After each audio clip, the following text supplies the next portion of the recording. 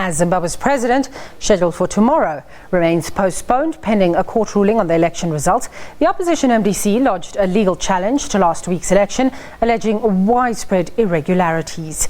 SABC senior anchor Peter Ndoro is in Harare with the latest. Peter, can you hear us? Okay, Peter does not seem to be ready at the moment. We will bring you more when Peter is set up. Moving along now. Okay, Peter appears to be ready now. Peter, can you hear me? We say kumusha, and that's a real home word, and a lot of people are going to be spending the next 4 days their various areas, traditional areas outside of Harare, just putting their feet up to relax. But big decisions are going to be made about the future of the country by the Constitutional Court, as we've been reporting since Friday, following that Constitutional Court bid by the MDC Alliance leader Nelson Chamisa. In the meantime, though, Zimbabwe has to find a way to resuscitate its economy, to build the kind of economy that's going to create jobs, formalize the economy, and get the economy kicking off the ground. And one of the things that Zimbabwe is blessed with in abundance is its natural minerals. And I'm now speaking to a geoscientist, Ndumezulu. Thanks very much for joining us and welcome to the program. Thank you very much. Thank you. Looking at Zimbabwe, Zimbabwe has a lot of minerals, yes, and I choose to borrow the words of a person I had from the TED Talk. Is called Wilkinson. He was talking about the bottom billion, and I'm thinking Zimbabwe has this bottom billion in the form of mineral resources.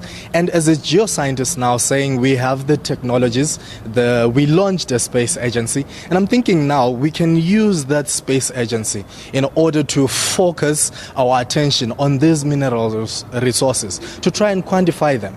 We only believe that we have them in abundance, but we want figures, and with those figures now we can then quantify the amount of money or give it a value to say this is the much value that we have in our mineral resources in order to resuscitate this economy. Give me a sense of just how blessed Zimbabwe is with mineral resources. We hear about platinum, we hear about gold and diamonds, particularly in the last few years. What sort of minerals exist in Zimbabwe that we can build our economy on? Looking at, as you've highlighted, we have diamonds across the globe. Countries that have diamond seem to be doing very well. Take, for instance, Botswana, our neighboring country. It's doing very well because it has diamond. Zimbabwe also has platinum. I've heard so many countries that they're succeeding. They're countries of fluctuating high because of what? Of the diamond resource, the platinum resources that they have. Speaking of gold, so many countries are flourishing because of what?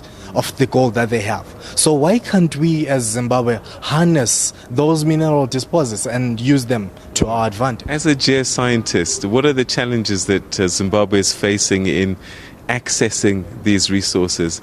We have a lot of mines here, we see a lot of mines here, and so is Zimbabwe not already tapping into these resources, or are you saying that there is still a lot of potential that's unrealized? I want to believe Zimbabwe is already tapping into the resources, but the greatest challenge is we are moving into a dark forest blindly. We have these technologies that are supposed to make it easier for us to understand the amount of resources that we have. But I believe we are not using the technologies. We have to develop systems that can allow us to be able to quantify appropriately and accordingly to give a perfect value for the resources we have. So if I'm understanding you, what you're saying is that we need to develop the science that's going to tell us that, look, where we're mining, we've only reached 10% of the potential. We still have the potential to go deeper or wider to get a richer vein. Exactly. That's what I'm alluding to. That's what I'm saying. And also, what I'm saying is that the science is already there. America is using it. Other first world countries are using the science. But all we have to do now is to make sure we take the science, borrow the science from them, get the necessary technologies, then we build our own state system that can allow us to do the affirmation. Tell me the things that Zimbabwe is doing well already and that they can build on. Zimbabwe is doing well, particularly when we look at command agriculture.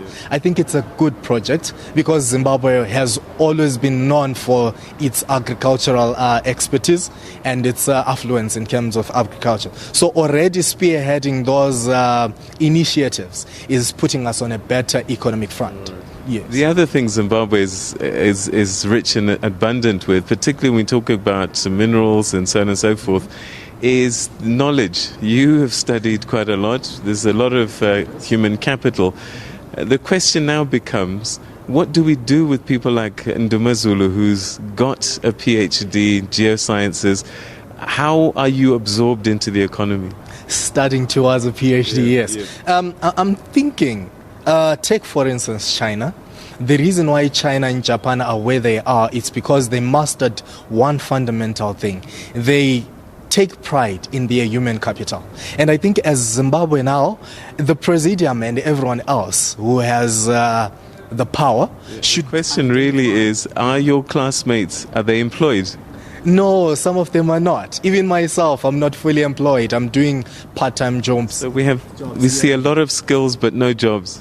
That's very true. We need the jobs that should open up because already the knowledge we have, but where to practice and implement the knowledge, we don't have the platforms. Okay. Ndoro, thanks very much. Good luck with your PhD studies. Thank you very much. All right, okay, so that's a geosciences PhD student, and again, I guess, typical of the Zimbabwean story where a lot of the human capital is developed, skills are there, but the challenges that the country is facing is where to place them because the economy is just not growing fast enough to be able to absorb all of these great minds.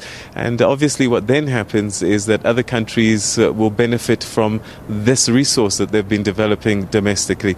So that's what the next president, whether it's President Mnangagwa or President Chamisa, depending on the Constitutional Court, this is one of the issues that they're going to have to grapple with. All right, we're hoping to talk to an economist in a short while from the Zimbabwe National Chamber of Commerce, and that's coming up in a short while. But back to you in the meantime.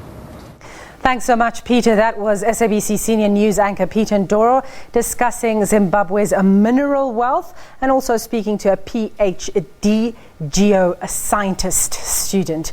We're now joined in studio